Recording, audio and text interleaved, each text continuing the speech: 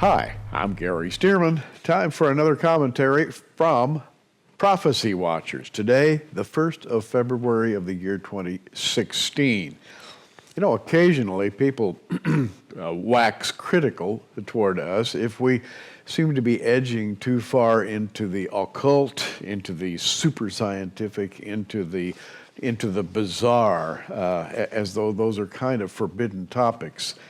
And on that note, I want to read an article published by the UK Daily Mail today, February 1st, and the headline reads as follows: Is technology causing us to evolve into a new species?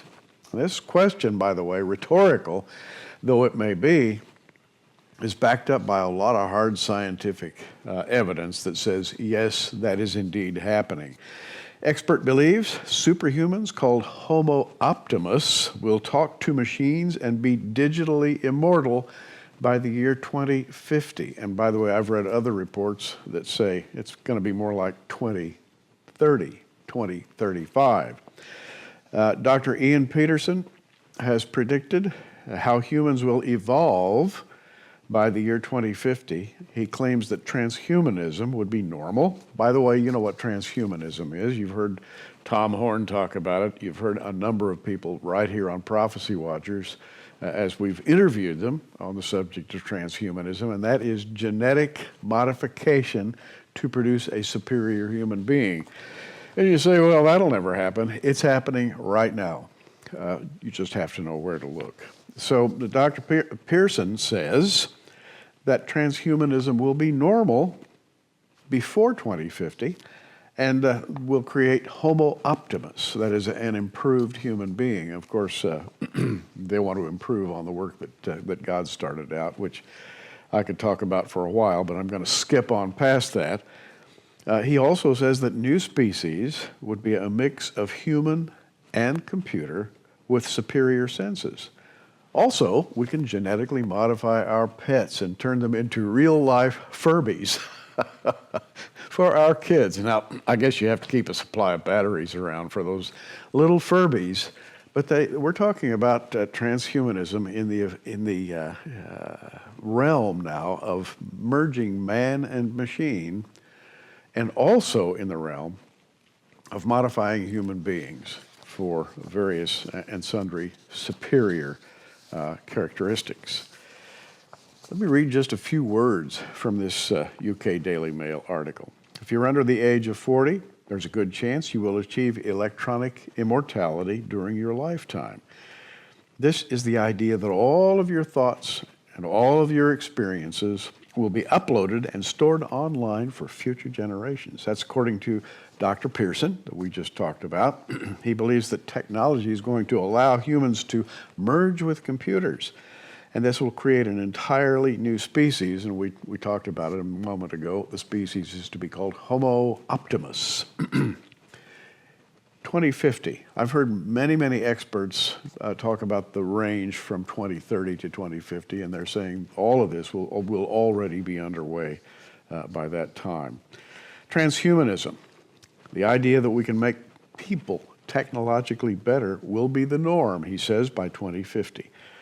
With optimized genomes, bodies enhanced by links to external technology, people could be more beautiful, more intelligent, more emotionally sophisticated, more physically able, more socially connected, generally healthier and happier all the way around. That sounds like paradise to me. Wow. My point in reading this article is that the Bible speaks to all of this. The Bible talks about knowledge, multiplying exponentially in the last days. That's what Daniel talks about. The Lord talked about it.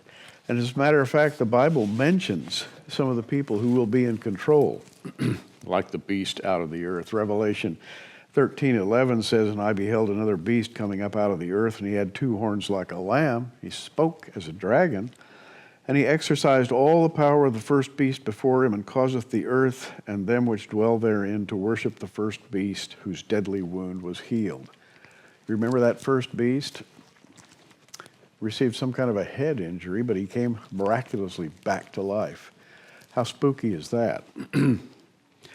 And he doeth great wonders, so that he maketh fire to come down from heaven on the earth in the sight of men.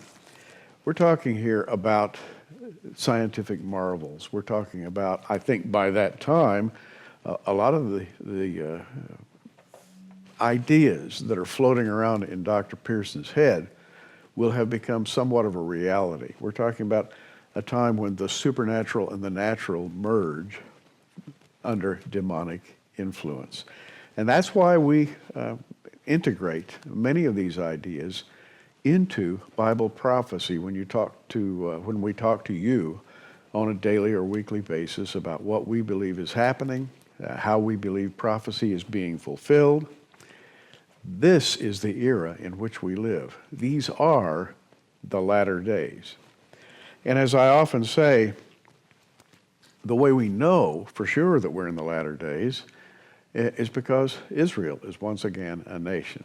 And Israel is a nation under siege exactly as the prophets of the latter days said Israel would be. I want to read an article here that was published on January 29th, by WorldNet Daily, and it talks about President Obama ordering the boycott of Israeli goods. You heard me right. The Obama administration has found a way to use the international trade community to punish Israeli businesses and to set the stage for a U.S. boycott of Israeli goods. A new memo by the U.S. Customs and Border Protection Agency takes a decades-old directive and reinterprets it in a way that forces businesses to label Israeli-made goods that have been produced in the West Bank. And here's a quote: goods produced in the West Bank or Gaza Strip shall be marked as originating from, quote, the West Bank, quote, Gaza Strip, quote, West Bank / Gaza, or in other ways that will indicate that these goods came out of the West Bank. It is not acceptable to mark the aforementioned goods with the words Israel, made in Israel, occupied territories, Israel, or any variation thereof. And here's another quote: goods that are erroneously marked as products of Israel will be subject to enforcement action carried out by the U.S. Customs and Border Protection Agency. Quote, goods entering the United States must conform to the U.S. marketing statute and regulations promulgated thereunder, end quote. Well, that's part of the memo from the U.S. Customs and Border Protection Agency as initiated by the driving force of our executive branch of government. In other words, the lid is being put on U.S.-Israeli trade. U.S.-Israeli trade now becomes trade under a specified category subject to, I think you could call it executive action, subject to reprisals, subject to extreme prejudice if something goes just a little bit wrong. It appears to me that we're twisting Israel's arm a bit in this, and you might even word it more harshly than that. This worries me, and I'll tell you why. Because I believe that Israel, regathered Israel, is Israel. And it's the very same Israel that was originated under the Abrahamic covenant. Genesis 12, verse 1. Now the Lord had said unto Abram, get thee out of thy country and from thy kindred, from thy father's house, unto a land that I will show thee. Guess what? That land is Israel today. Verse 2, and I will make of thee a great nation, and I will bless thee, and make thy name great, and thou shalt be a blessing. Verse 3, and I will bless them that bless thee, and curse him that curseth thee, and in thee shall all the families of the earth be blessed. I think there is a blessing and a curse attached to the way we relate to the nation Israel today.